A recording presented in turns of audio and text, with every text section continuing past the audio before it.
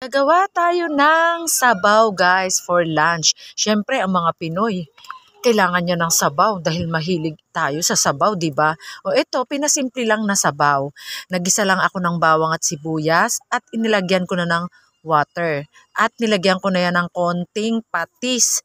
At lalagyan ko siya ng paminta. Ayan. Paminta guys. Hayaan muna natin siyang kumulo.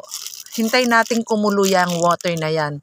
Tapos, mamaya natin siya gagawa ng paraan. Kung ano yung paraan, let's wait. O, at ayan, kumukulo na guys. Lagyan na natin ng chicken cube. At ilagay na natin ang patola. Sa Ilocano, kabatiti. Patola, kabatiti. Yan ang ating magiging sabaw. Hintay na naman natin siyang kumulo guys. At ilagay na natin ang Mickey na flat. Ito dried Mickey. Sa Ilocano, ito ay niladit. Yan, gagawin nating soup. Excited na ako. Oh, malutong-lutong pa. Yan, ihalo lang natin yan guys.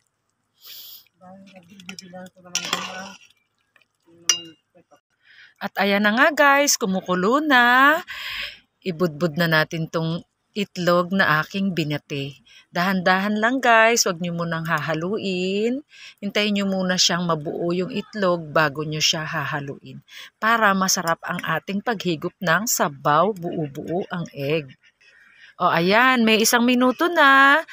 Tignan natin yung egg na ibinudbud natin. Oh, diba? Ayan o, buo-buo guys. Oh, diba? Ayan. Ang sarap. Ayan na, luto na guys. Oh, wait lang ha, pakuluin muna natin ng konti. Lagyan nyo na ng mga timpla-timpla nyo. Pwede yan. Kahit anong pampasarap, pwede nyong ilagay. Choice nyo yan. At ang panghuli guys, tadan! Yung dahon ng sibuyas. Ang magpapasarap lalo dyan. O, hanguin na. Pagkalagay, hanguin na. Yun no. Yun no, sarap. That's it guys. Let's go. Ang sarap ng may sabaw sa lunch. Sarap. Bye!